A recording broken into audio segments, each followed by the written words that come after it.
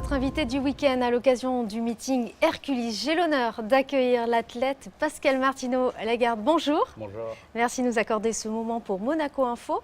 Alors vous êtes de retour en principauté. En 2014, vous avez établi notamment un record, le record de France. En 12,95, ouais.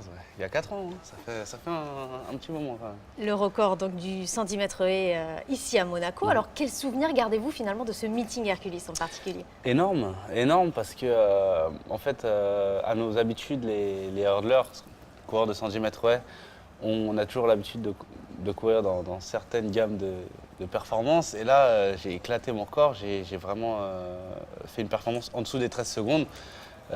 C'est comme faire plus de 6 mètres à la perche ou plus de 18 mètres au triple saut. C'est le genre de performance qu'on ne voit pas tous les jours et j'ai réalisé ici à Monaco. Le meeting Hercules est idéalement placé dans le calendrier. Est-ce qu'il a une saveur particulière pour les athlètes notamment? Déjà, on a la quasi-certitude d'avoir un très très beau soleil et de très très bonnes conditions. En ce qui s'agit pour moi, en tout cas, j'ai une très très belle start list. Donc en gros, je viens avec des bonnes conditions, avec une bonne adrénaline. Et il y a tout pour faire de la performance. Donc, le meeting de Monaco, il est top. Un mot peut-être sur votre saison 2018, une rentrée hivernale retardée, notamment à cause d'une blessure. Comment on vit ce genre d'événement? Est-ce que finalement c'est le moment de prendre du recul, de penser à soi? Comment vous avez vécu? Alors, à la fois, on essaye de relativiser les choses, c'est-à-dire que, par exemple, penser à une vie de famille, essayer de s'éloigner un petit peu, de se dire que la vie n'est pas finie, etc. Mais à la fois, on a cet aspect guerrier, cet aspect athlète qui vraiment veut être performant, qui est frustré, qui se dit j'ai des muscles dans les jambes qui veulent juste parler, juste s'exprimer à fond, mais ils sont blessés, ils font un petit peu la tête et il faut les remuer un petit peu. Et en fait, cette phase où justement on va pas être en forme, on va amener ça doucement par les kinés, par tous les soins, etc. Et ben c'est comme si on ronge son frein finalement. On va se dire, bon, là, maintenant, je peux pas aller vite. Par contre, je me motive et je me dis que je vais tellement tout faire bien que je vais non seulement revenir, mais revenir bien. Et c'est ce que j'ai réussi à faire cette année.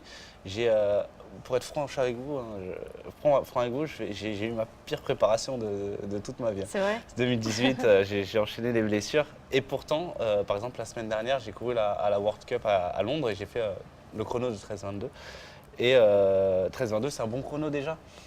Et j'imaginais pas revenir si tôt de tous les pépins physiques que j'ai eus à ce niveau-là. Donc je suis content. Et Monaco, j'espère que ça va descendre encore, quoi. Alors vous le disiez à l'instant, vous êtes papa de 2 enfants, si je ne me trompe enfants. pas.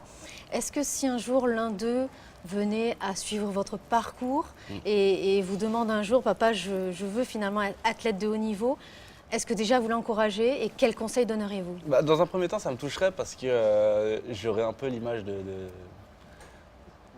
personne qui a inspiré finalement. De transmettre. Voilà, et de partage. Et ça fait chaud au cœur parce qu'on aime bien se dire que